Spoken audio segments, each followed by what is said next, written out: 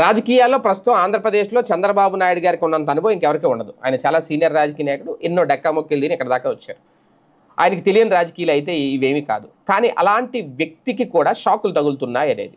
ఎందుకంటే ఊహించలేదు. అసెంబ్లీలో బోండా ఓమ నుంచి ఒక షాక్ తగులుతుందని, గోరంట్ల బుచ్చి చౌదరి నుంచి ఒక షాక్ తగులుతుందని, ఒక సిఐ తన మీద కేసు పెడతారనేది ఇలాంటివి ఏమీ ఊహించలేదు.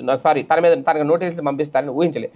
ఇవన్నీ ఒక షాకింగ్ పరిణామాలుగానే చూడాలి అంటున్నారు రాజకీయ విశ్లేషకులు. ఎందుకు అంటే ఇక్కడ కీలకమైన అంశం ఏంటి అంటే ప్రధానంగా ఇప్పుడు చెప్పిన ఉదంతాలను చూస్తే ఏపీలో కూటమి ప్రభుత్వాన్ని ఎవరైనా ఇట్టే టార్గెట్ చేయొచ్చా అన్నది ఇప్పుడు ఒక ప్రశ్న.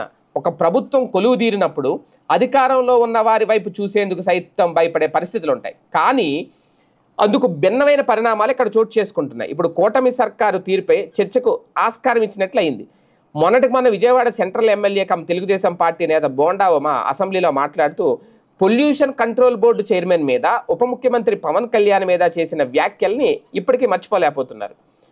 అయితే తాము ఏదైనా పని మీద పొల్యూషన్ కంట్రోల్ బోర్డుకి వెళ్ళి చెబితే ఉప ముఖ్యమంత్రి పవన్ కళ్యాణ్ పేరును చెబుతున్నారు అంటూ అసెంబ్లీ సాక్షిగా బోండా ఉమ సంచలన వ్యాఖ్యలు చేశారు. మిగిలిన విషయాలు ఎలా ఉన్నా పనితీరులోనూ పక్షపాతం లాంటివి ఇసుమంత కూడా లేకుండా పనిని పనిలా చేసే పవన్ కళ్యాణ్ను బోండా ఉమ టార్గెట్ చేయడం ఏంటి అన్నది ఇక్కడ చర్చగా మారింది. దీనికి తోడు పీసీబీ చైర్మన్గా వ్యవహరిస్తున్న సీనియర్ అధికారి ట్రాక్ రికార్డు చాలా క్లీను. ఆయన్ను ముఖ్యమంత్రి చంద్రబాబు ఎంతగానో నమ్ముతారట. ఆయనకు సన్నిహితుడు అన్న విషయం అందరికీ తెలిసిన సందర్భంలో కూడా బోండా ఉమ అసెంబ్లీలో తన గళాన్ని విప్పడం దేనికి నిదర్శనం అనేది ఒక ప్రశ్న రేజ్ అయింది. కట్ చేస్తే తాజాగా ప్రస్తుతం కర్నూలు రేంజ్ విఆర్లో ఉన్న సిఐ శంకరయ్య వివేక హత్య కేసులో ముందు చెప్పిన మాటలు, ఆ తర్వాత మారిన అతడి మాటల్ని చూసినప్పుడు విషయాలు ఇట్టే అర్థమవుతాయి. దీనికి తోడు ఆయన వైసీపీ ప్రభుత్వం కొలువు తీరిన కొద్ది రోజులకే ఆయనపై ఉన్న సస్పెన్షన్ తొలగిస్తూ నిర్ణయం తీసుకోవడం కూడా జరిగాయి.